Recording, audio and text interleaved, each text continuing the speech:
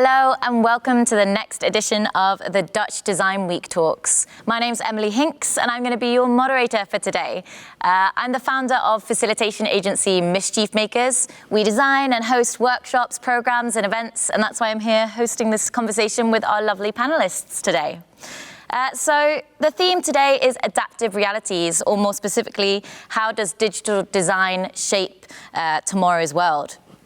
In this hour, we're going to be looking into the future of digital design and the many ways that it adds value to the world. We are very lucky to have this fabulous group of panelists joining us today, both here and online.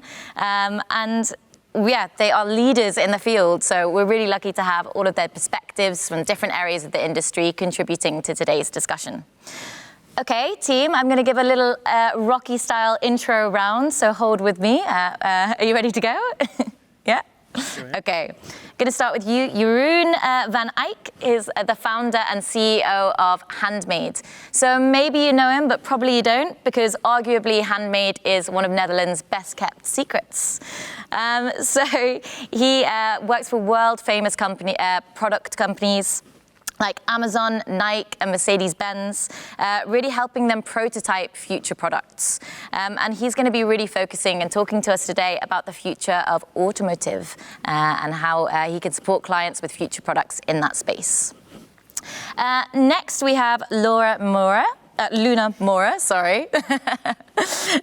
co-founder of Studio Moniker. Studio Moniker is really a one-of-a-kind agency. I'm super looking forward to hearing much more about it in today's session. It's really well known within Holland and internationally. And Luna is going to be talking to us about the future of awareness. Next, we have Michiel Knoppert. Testing my accent there with my English accent. Thank you very much. He is Creative Director of Advanced User Experience at Dell. And I need not tell you that Dell is not just about computers, but they're really paving the way for a really brighter future for the world. And you're going to be talking to us today about the future of working. And last but most certainly not least, joining us online today, we have Harald Dunnink, the founder and creative director of Momkai and the founder and creative director of The Correspondent. So he is an infamous character, I hear, within Dutch digital design, and he's going to be sharing the vision of memberful design. And now this idea of what memberful design is really straight away caught my interest. So Harald, I think we can start with you today, if that's okay. And I think hearing all of the introductions, we know that we've got a really varied perspective of different areas of the industry and different types of work. So I want to kick off today by asking, what angle are you entering into this conversation with? And if you can tell us a little bit about the work that you do. Yes, of course. Thank you, Emily, and thank you for having me. And great to see the other guests, indeed, that I know from this digital world as well. And funny enough to do this in a digital stream. So my name is Harald Dunnink. I'm the founder of a strategic design agency called Momkai, and we focus really on meaningful member experiences. And that's what we call memberful design, because we believe that memberful design can create durable initiatives. And not only believe, we have also experienced this with the projects that we do. So my background is really as a digital designer. And when I started working in digital design, everyone talks about the user experience. And I think it's very good to focus on this experience that you want to create for someone. But I, over time, felt more and more uncomfortable with this notion of user. It feels like addicts, like getting people hooked on your product. And we notice in the projects that we do, then when someone has a more meaningful relationship with it, we often see that happening in the business model of a membership. So members are customers that not only, it's not a transactional relationship, but people support the cause or also contribute their knowledge or expertise. And if we want to create such an experience, we call that memberful design.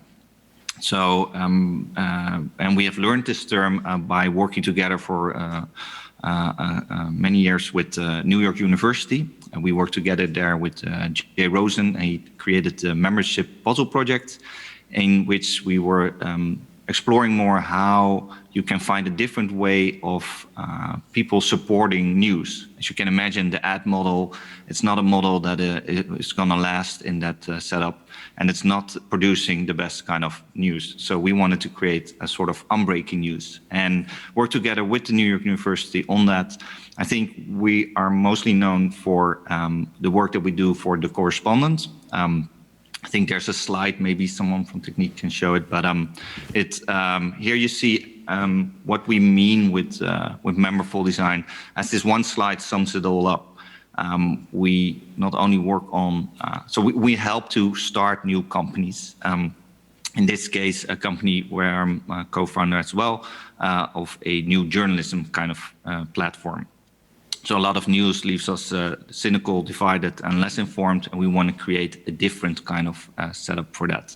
So in the case of The Correspondent, that starts with a really digital platform, a crowdfunding, in which we want to see how we can get people involved. And we did that in 2013 with the Dutch Correspondent, and late 2018 we did that with an English campaign, which was a world record in journalism crowdfunding.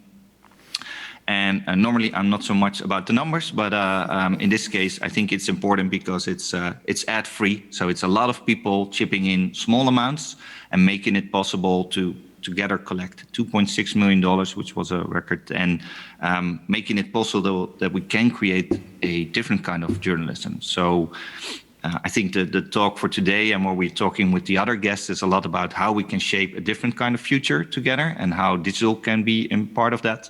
And I think what we do with a project like that, I think we try to show that it's not only about cool apps or a nice looking logo, but it's really about what people can do together if they stand behind something, if they believe in a mission, if they believe in a cause. And we hope to do our little bit with the projects that we do for Royal Dutch Football or The Correspondent or Embassy of Good Science. Thank you very much. I love that line of what we can do if we do it together. I really appreciate it. Thank you. Luna, I'm going to ask you the same question. If you'd like to introduce your angle and some of the work you're doing. Yeah, thank you very much as well for having me here. So as you introduced me already, Moniker is a company that I co-own with Roel Wouters, my colleague, and a really nice team of 4 programmers and designers. So we're a very small group, and we're based in Amsterdam. And we are very much interested in technology and what technology does to us in our everyday lives and behavior. So how we click, how we use our mobile phones, how we respond to voice algorithms or data collection and so forth. So these topics we're really interested in, and we make works about. And the way we do that is that we design you could say quite playful environments in which participants or users become participants, in which they can act and can do something. And these environments, so what is important is that we focus very much on the human aspects, you could say. So to bring that forward, what is human about us people joining in a project online? Put emphasis on that. So I brought an example. We can very briefly look at it. I very briefly explain what it is. So it is a campaign that we were asked from Mozilla, that you know from Firefox. They are fighting for net neutrality, to keep the net neutrality law in the States. And so they asked us to come up with a nice idea, a campaign where the users become actors. So we came up with this idea of airborne leaflet propaganda that you know from 100 years ago, where you would drop a pile of leaflets down on the city and therefore inform people. So we thought, could we not do that from by users clicking, and per each click you drop one paper. So, and one thing before you see it, you should need know, but the spot where you click, the leaflet drops on, let's say, Google Earth, on that spot. So that means it becomes also a very clumsy drawing tool. So, and then now you can see what happened to this. Great, thank you.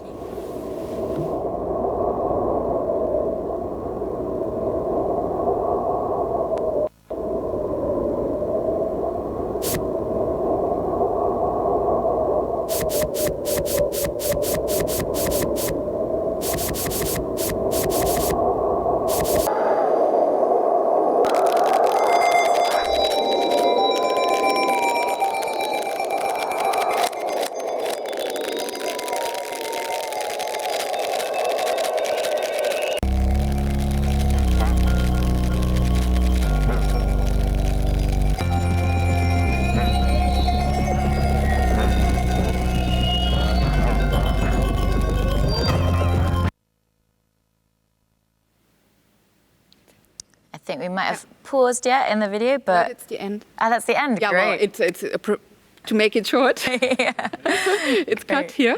Really nice. I was losing myself in it already. It's like, where's the rest? Yeah, this is very much shortened, obviously, but you can imagine that it was very interesting to see how people take over and say what they want. Yeah. And yeah, that's very interesting phenomenon. You could say that. Especially Mozilla, fighting for the open web as well. So that was very beautiful campaign. Yeah. Really nice to see. Thank you for sharing that. And it's really interesting to hear already in both of your introductions, we've made a step from user to being memberful and from user to participant here. I think it's paving the way for some interesting discussion as we get on later to the chat. So, Michiel, I'd like to now fire this over to you for the angle you're bringing into the conversation and, sharing some of the work that you're doing. Sure.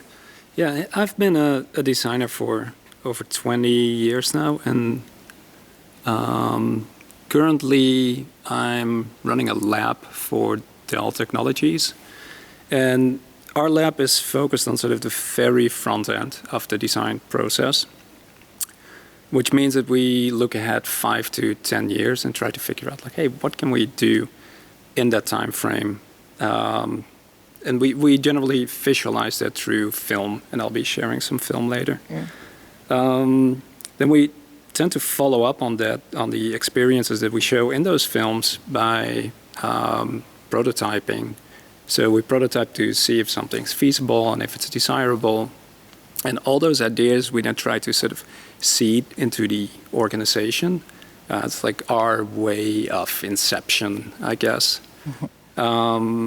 And sometimes they're like a good idea emerges from that, and then we might follow up with a project, and that might get productized. But really, we're very much at that front end.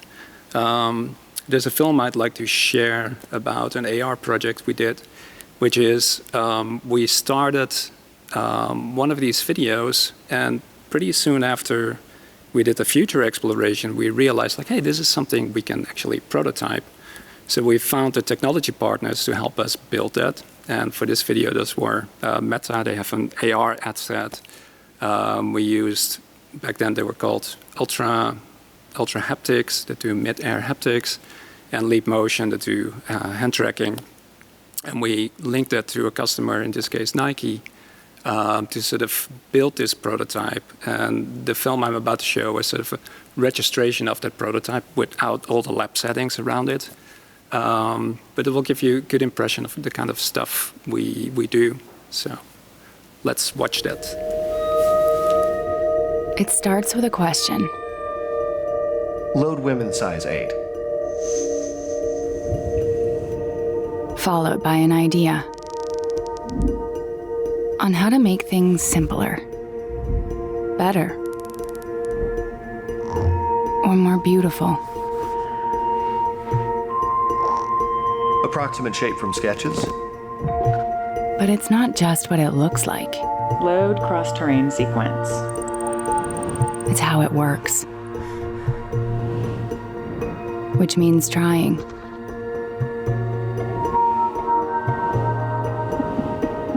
And failing.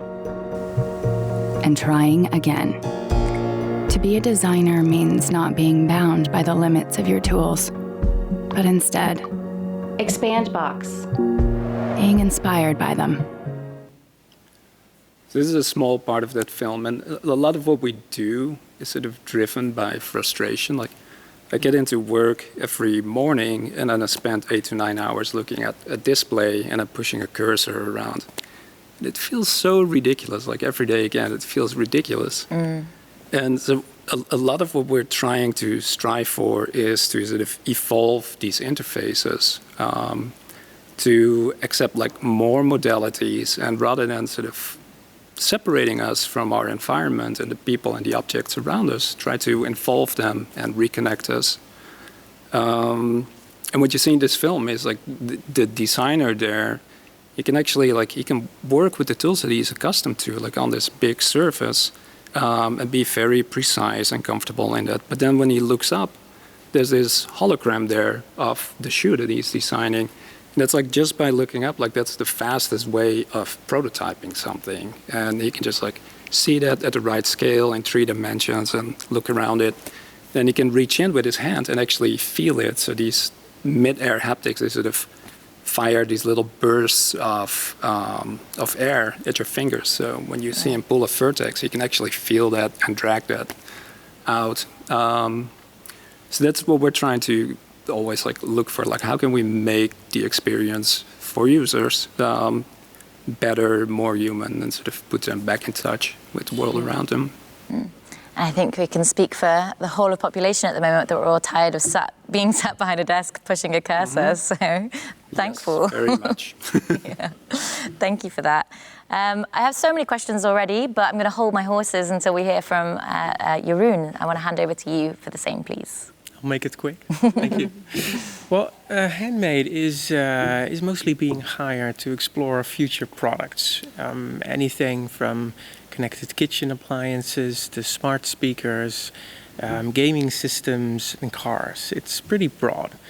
And I think the reason why they come to us is because we can bring to life many different experiences in a very short amount of time. And that allows our clients to basically try out and test these envisioned experiences before they go into a often long and very costly process of detailed design and engineering and manufacturing. I brought this sketch because I thought it would be interesting to maybe give you a little peek into how we actually do this.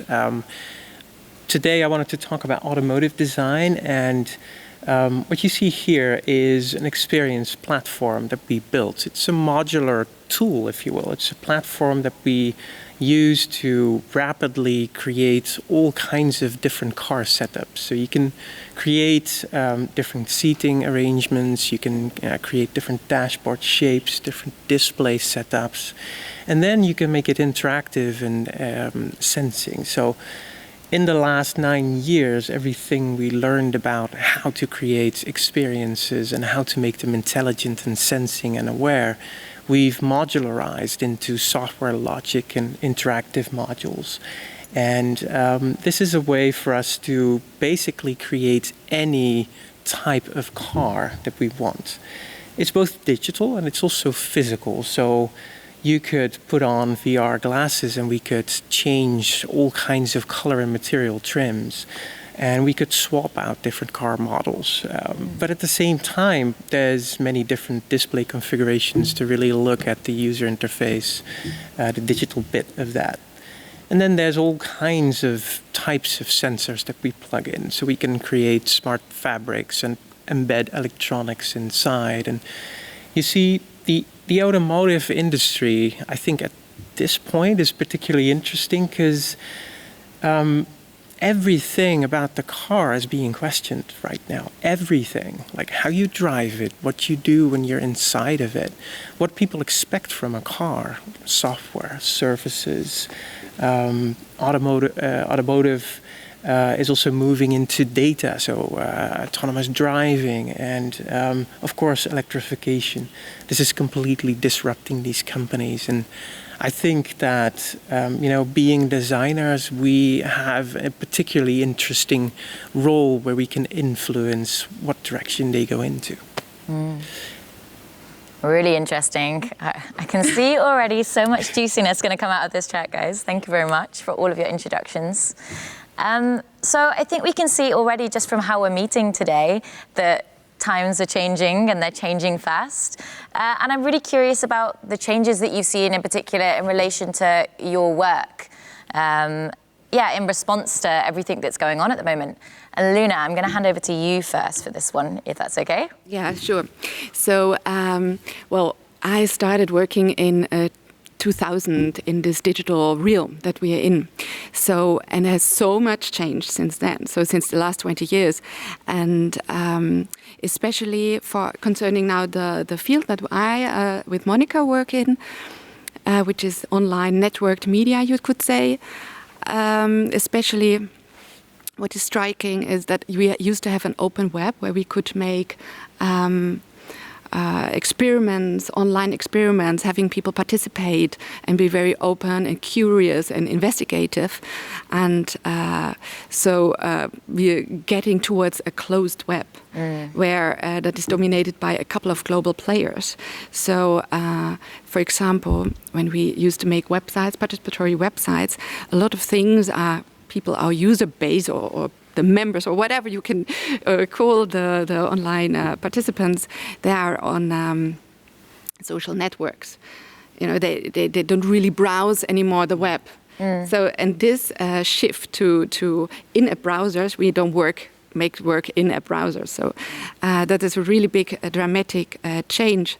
And also the mentality changed a lot. To us, I think the expectations of users, of participants, they are on the one hand almost saturated, I think. There's so much information, so much great things that is thrown upon them, basically, that, you have to, the expectation, what you can expect from users online is very small. You know, you have to be very precise and only a little thing.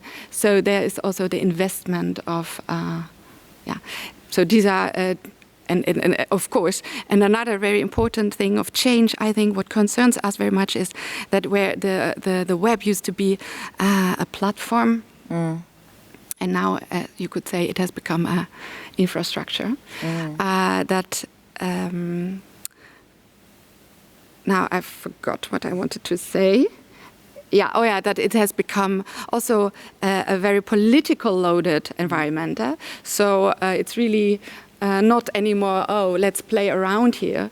So it's very much when we do a work, that's why also this awareness title this talk has, from my side, is that, we're very much aware what's going on and how to position yourself in this loaded environment.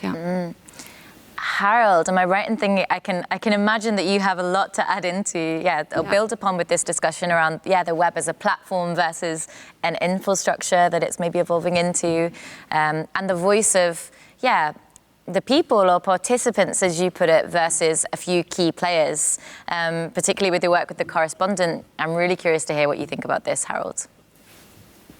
Yeah, I think Luna is spot on. I think we experience the same thing. It becomes more divided, and people spend all their times in these social platforms. In certain countries, they only know about internet through Facebook on their phones, and that's it. They think that's internet. And what we try to create are online spaces of calm, so ways that we don't have that kind of distraction, or that people can group together. So indeed, there's a lot of division, but I think we can find different ways of doing that, of creating these spaces. And on the other hand, I think Jeroen was also pointing towards that, is this idea that it used to be always, and I think for us that worked in digital design for a long time, it used to be like that's like a separate world from the real world. And you see much more that these things are intertwined, also in the work that we create. So what Jeroen showed with the cars is what we experience with events. So we view the work that we do as like a digital podium, a digital center stage where people can interact and have real names, and that way behave in a meaningful and constructive way on the platform. But that's the same thing that we do with events where people meet in real life. So we try to see this experience, or this which used to be called the user experience, that it's something that's happening to me in the virtual and in the real world. And I think it's something similar what you see with Dell as well, is that how you can interact, and it shouldn't be only having like a mouse or having just the swipe. So I think those are, and I'm an optimistic person by nature, so I think, okay, there are spaces happening where people are maybe bashing their heads in with each other, but let's try to create something else where it can be constructive again, or where we can help each other. Nice, thank you. And yeah, I think that moves me in a little bit. I'm keen to hear from you, Jeroen, and Michiel as well, this question on the changes that you see coming and how your work is responding to that. But this is a nice little segue you've given me, Harald, around, are you optimistic about what you see coming? And are you working towards that optimism to build it up? Or are you pessimistic and concerned and the work you're creating is trying to curb that? Yeah. I think we're always trying to be the most optimistic guys in the room, right, as designers. But I think, to Harald's and Luna's point, it used to be very clear where you would access the internet and what the internet was. And now with cloud computing, for instance, anything can be processed in the cloud now. Physical things don't need to be in the shape or form that they used to be. So anything, all the technology is basically hidden. Same goes for, 5G is a hot topic right now. 5G is making all of this possible remotely everywhere, and also between devices without actual humans being in between, right? So we try to focus on how we can do good with the technology, but we have to make sure that we also think about the bad things that can be done with the same technology, which I think is true for any technology. Could you give us an example of that you have in mind? The good and the bad? Yeah, absolutely. I mean, 5G is I think there's loads of possibilities that suddenly that we suddenly have, but we also know all the stories about the network potential espionage, and customers and end users, how you want to call them, are not really going to be aware of what is happening, right? At the same time, with 5G, the same technology, there's so much data we can suddenly stream, and there's so many new product concepts that would serve people in their daily lives that we can come up with that really need that bandwidth, that cannot do without. So there's two sides to it, I think. And I think as designers, we also have the responsibility to offer whoever we work with only good options. Yeah. It's interesting. It's like the idea that with great power comes great responsibility, or you could say with great perspective or insight or creativity that you all have as designers and as digital designers, that, you have a responsibility, like you say, to think about where that's going to go and what that's going to do.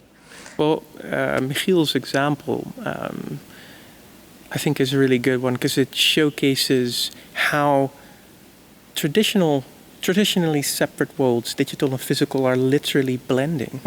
The workplace, as Dell envisions it, becomes this blended mode where you have all of these capabilities to your disposal, but at the same time, it's also a bit unclear where this comes from. And where it's going to go, I guess. Or maybe you can speak to that, Michiel. Well, going back to the previous, I go between being deeply pessimistic and concerned and very, very optimistic. I think the last year kind of showed us that technology can't save us out of everything, right? We're human, and hey, we get sick like everyone else, or like everything on the planet, I would say. And at the same time, and this is for Dell, this is very important. There's this, everybody was forced to work from home, and we saw that every company adapted to that really fast and enabling their workers to work from home. So there's this tremendous power of technology. So there's this realization we're only part of nature, and then there's this sort of optimism in the technology, but we can't sort of adapt to it.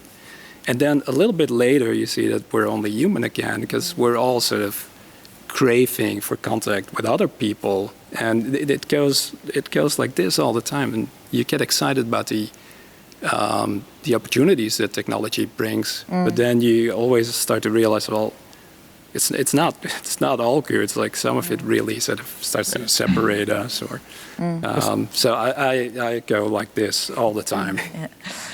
Well, some companies really adopted the remote working thing, right? And so it's fantastic that that's suddenly possible, so all these companies can keep going.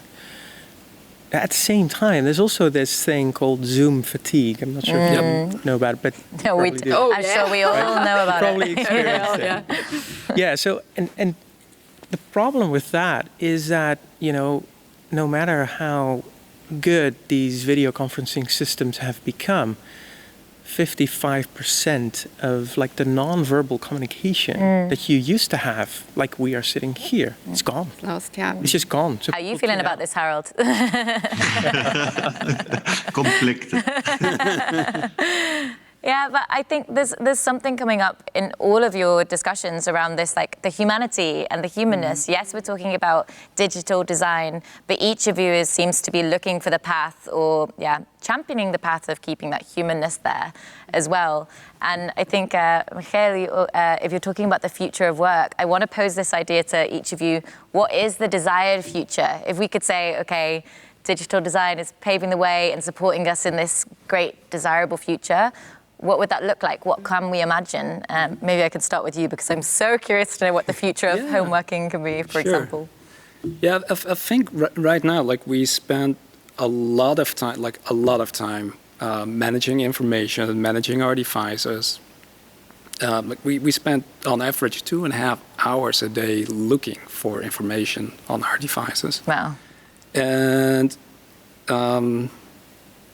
with sort of machine learning and artificial intelligence, I think we could go to a place where that stuff is delivered to us when we need it, so we don't have to look for it. It kind of comes to us. And we'll save a lot of time, and we can go from doing all these sort of menial tasks to more interesting things. And what I'd love is that what you see in commerce, like everybody is sort of fighting for your attention, like the big technology players.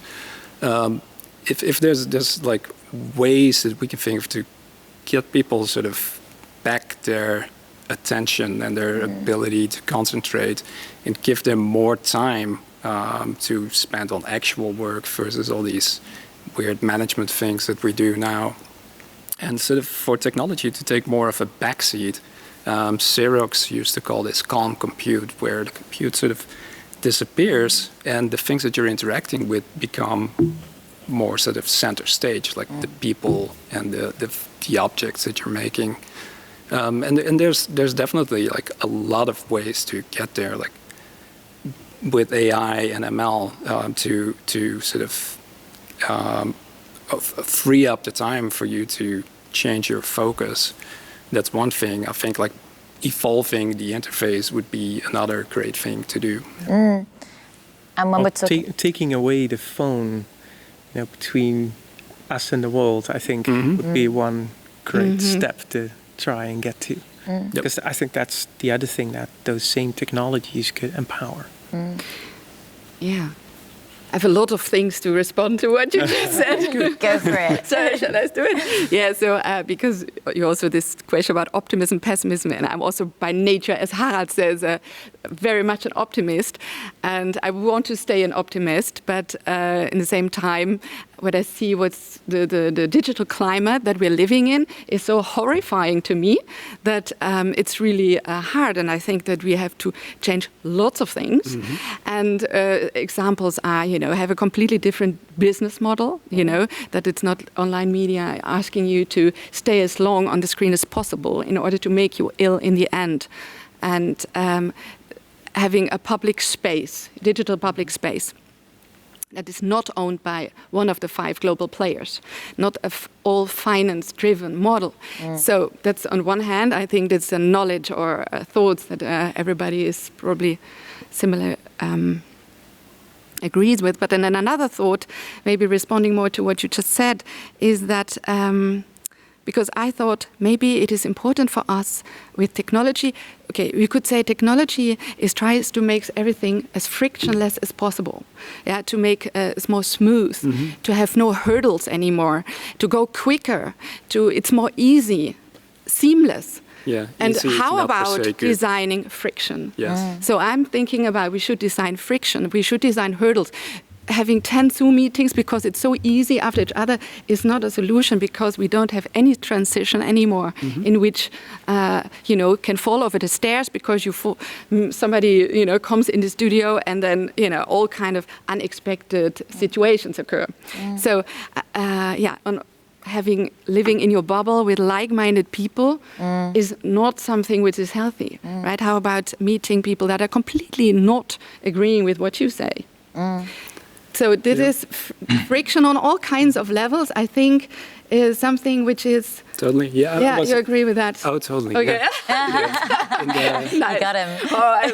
Actually, in the car towards Eindhoven, I was listening to The Correspondent on the Correspondent app. Hey. And there was one of the latest articles, I think, was about bias and how curiosity, which you mentioned earlier, is sort of the cure for bias. Like people who are actually curious, they'll try to find sort of the other side of an argument, and they look for this friction naturally. Yeah. And a lot of what's happening right now is like taking away that friction and feeding you things that you already know and agree with, etc. So yes to friction. Yes. To friction.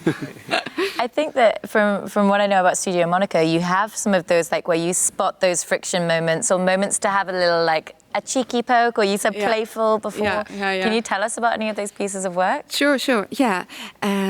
So what we like to do is also, engage people with joyful experiences or fun, but at the same time, that it's confronting you, it's a little bit bitter or it's bittersweet, let's put it that way.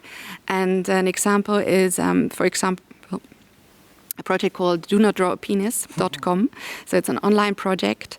And you know that probably 2 years ago there was Google Quick Draw. It's a game that is very funny, that you could doodle and then the algorithm would guess what you would draw. And this way Google created a neural network, a data set of, 400 categories, which has become like a standard data set for doodling. But what is on is that there is nothing inappropriate in this data set. So this is basically a seamless, like a completely safe a way of creating a data set. So what we did is we also created a doodling platform, and on this one you invited to draw, and we also trained an algorithm to a neural network to recognize penises. And as soon as you draw a penis, Harold's loving this, I can see. Another actor comes in and erases your drawing. And there's a voiceover, like more of a teacher, like telling you more about moral guidelines that we know from online social media. So it's basically a bit of that. So please play a short fragment. Imagine what you can draw if you could draw whatever you like.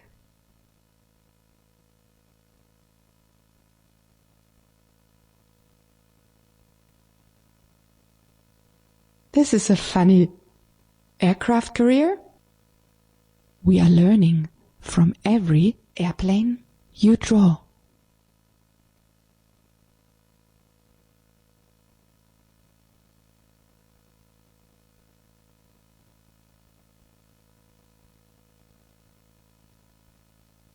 We assume this was a mistake. Not everyone will agree on this being a arm. So I can move us on to the next question. And you've already touched upon this a little bit, Jeroen, around the role of digital and physical and the blend between the two, and how we can see that playing more of a role as we're moving into, potentially still having to be quite distant from one another physically. I'll ask that to you first. Sure. Yeah.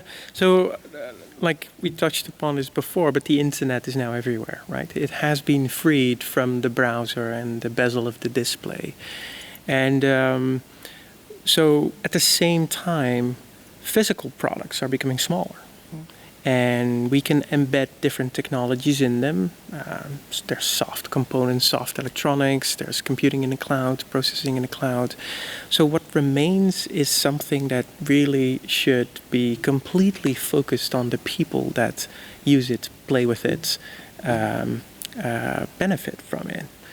And so I don't see how digital and physical can still remain separate things. I think everything is now digital and physical. And as you start to think about these things becoming intelligent, going beyond things that are just convenient, becoming meaningful, it's even more important that we start thinking about what we would like and how this actually benefits us. So digital and physical for us is a natural marriage in anything. And building upon this, Harald, you spoke about earlier around like memberful design and wanting to bring people together, and you mentioned that the events, for example, being important and having people connect in this way.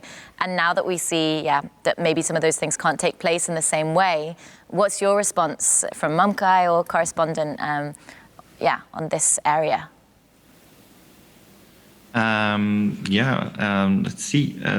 I can imagine. So for the work that Handmade or Dell does, it's far more extreme in what kind of interaction you have in digital and physical. I think for us it's less complex. I think what we are really aware of is that we help to start companies. We're often at the birth of a company, and indeed, like Jeroen says, digital is almost at the core of all of them, and to be aware of that, and it's always a part of it. So every company, so to say, is a sort of tech company, and I really like what Luna shared about designing hurdles. I think that's a very important thing to as we are very optimistic people, designers, it is good to be aware to be part of the founding principles, that how you start a company.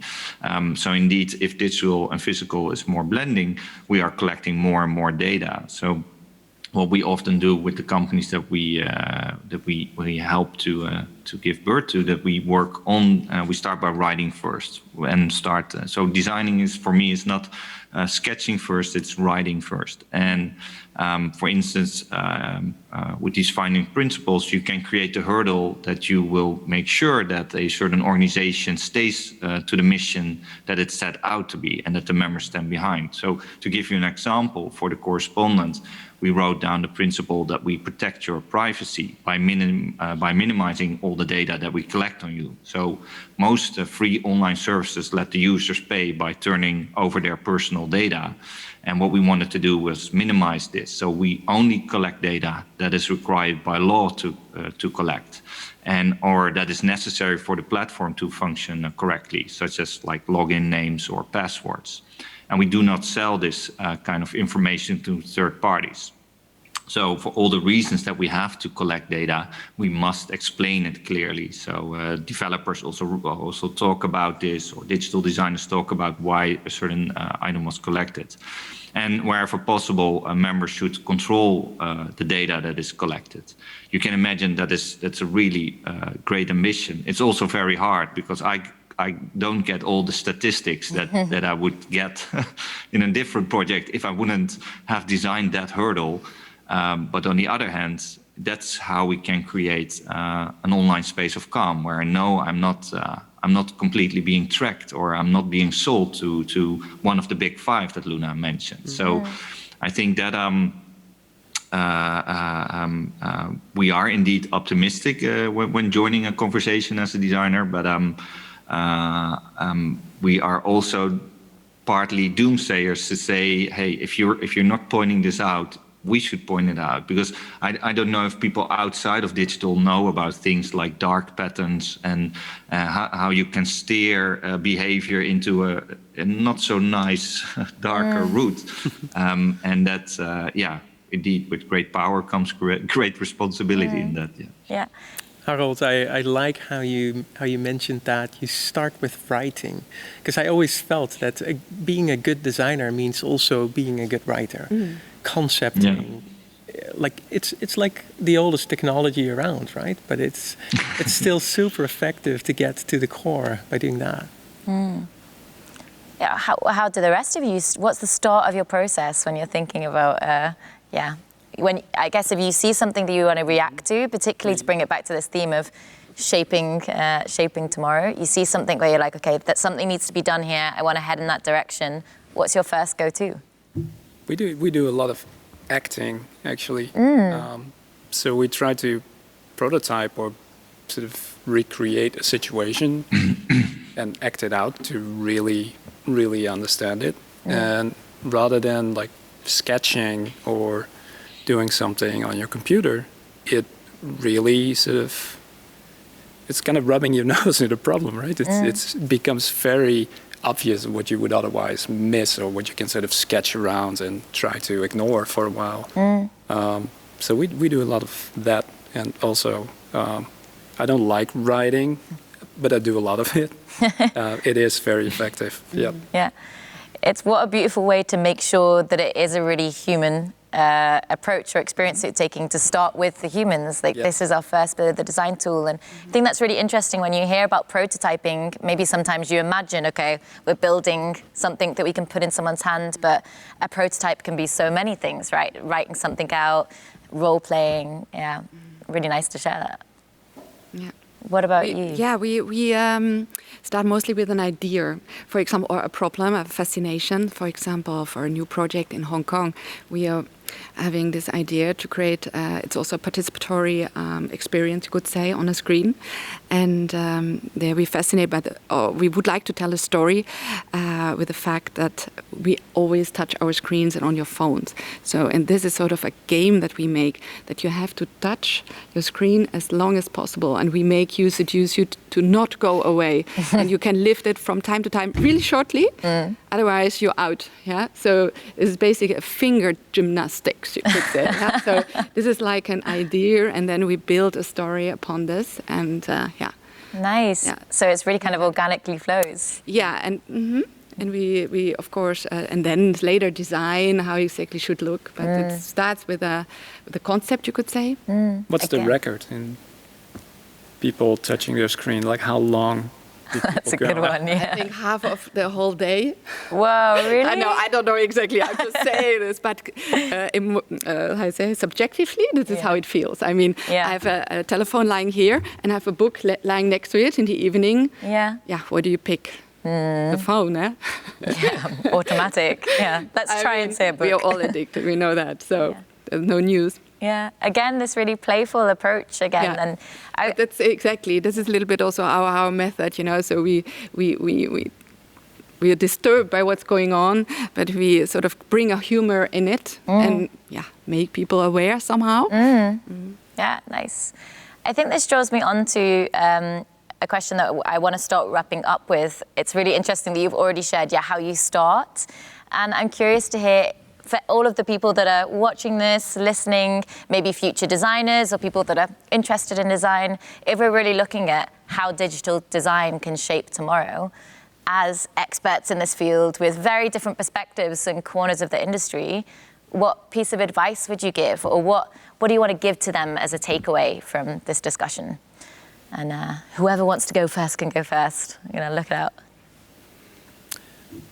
Well, I think it's always really hard to give somebody advice on what they should do, but I think what is really important for anybody trying to do something in design is that they realize that you can design with all kinds of tools, so don't limit yourself to that. And you can leverage all kinds of technologies. There's no best one.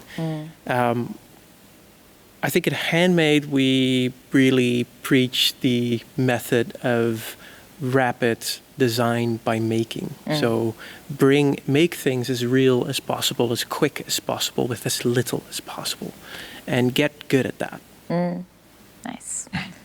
Really nice. What's your favorite go-to if you're making things as quick as possible? I mean, maybe your expertise way outweigh, but... Well, the types of products that we do are quite complex, so it's never really one person doing something. And then what we stimulate is that every specialist works in what they feel comfortable with. So Great. It's usually a mix of language, sketches, bits of software design, bits of program software, but also really raw electronics with the guts hanging out. And that collection of different things is an interesting set of stimuli to get somewhere.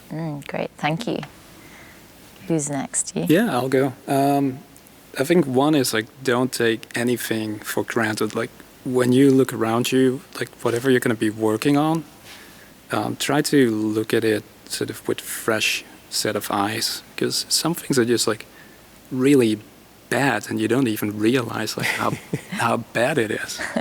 And then the next thing is always try to be uncomfortable, like force yourself to be uncomfortable, not just like in like how you approach a project, but also in the tools you use. Like force yourself to learn something new and to get new perspectives. And there's friction again. Yeah? Oh yeah, you need a lot of friction. If you haven't experienced friction in the design process, you're not there yet. Yep.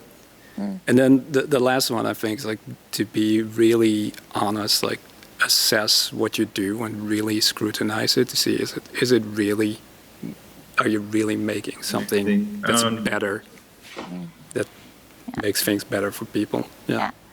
A couple of questions on that one as well. How do you keep that, you say, these fresh eyes and really look out for those problems or moments?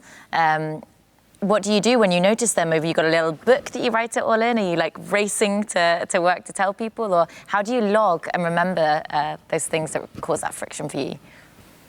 Yeah, it's one is like you actively go find it, I think, by doing research, by trying to find out as much as possible as you can, but mostly in sort of in the history of things, like how did things come to be? When we present a project, we often go back like thousands of years or something, and then try to look like, hey, why are things the way they are now? Like, what's it rooted in? Like, what mechanisms play sort of over time?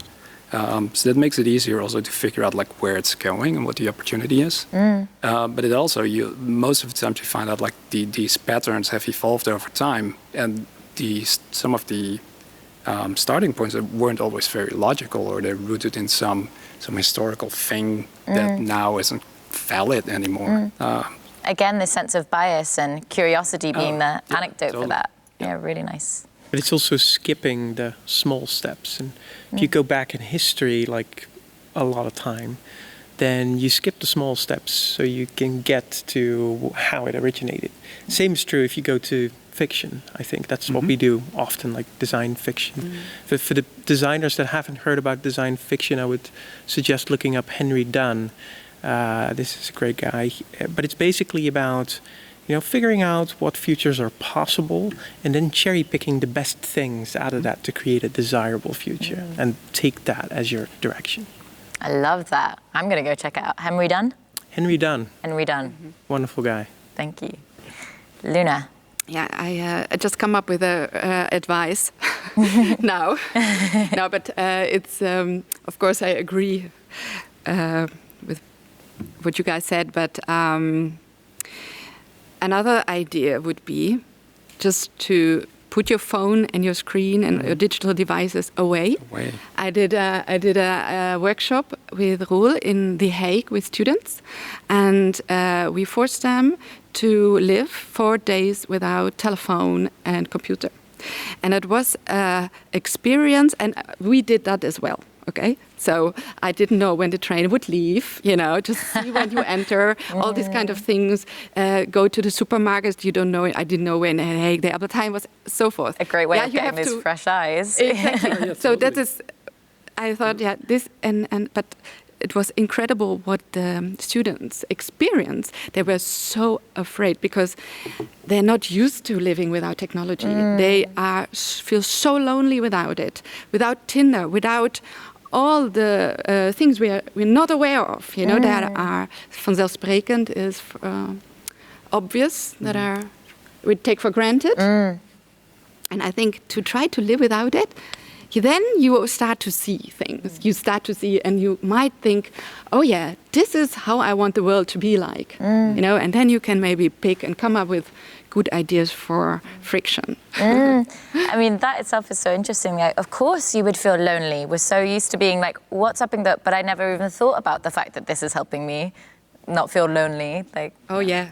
They put on in the evening, they told us, Netflix, all kinds of things, just very silently, that it's not so... Voices. Yeah, that there is some soundscape, yeah. You probably did notice that the more you use your phone, the shorter your attention span becomes, right? I think it was Microsoft who did this research where, you know, how they always joke about, you know, the attention span of a goldfish. And like how it swims in the bowl and every circle it makes, it's completely surprised about. That's a nice weed. Exactly. Well, it turns out that we're at that level now. Wow. Okay, well, Harald, on that note, a piece of advice? No, I think what Jeroen said before about the desirable future, I think my advice, and especially to young designers, is, but I think for all designers alike, is to be aware that you have this great gift that you can create something out of nothing, and to not give that gift to oil companies like Shell that just pollute the earth and just take all the riches of it, but really think of like, okay, what is in line with my own moral compass? And that can be a commercial project, can be anything. It can be a non-profit, it can be any kind of project, but at least that it ties in with what you believe in. Because I think it's, as digital designers, I think it's very important that we are aware of this gift of making an idea tangible, to making something into something real. We're all very pragmatic in that way, but to always be aware of for whom am I doing this? Do I believe this? Is it just for shareholders, or am I actually helping someone? So as long as you feel that it is in line with your moral compass, then that's okay. But if that little voice is going to talk, then you better listen to that voice. Great. A perfect note, I think, to end today's discussion on, and definitely an empowering one. Thank you for that, Harald. So I just want to give a really big thank you to all of you, to the panelists, to Dutch Design Week for making this happen, and of course the partner, Dutch Digital Design, for bringing us all together. If you want to see more of these nuggets, you want to rewatch them, you want to watch the video on Don't Draw a Penis, then head to Dutch Digital Design website, where there'll be much more content on this to follow. And yeah, enjoy the rest of the week. Thank you very much, everybody. Thank you. Thank you.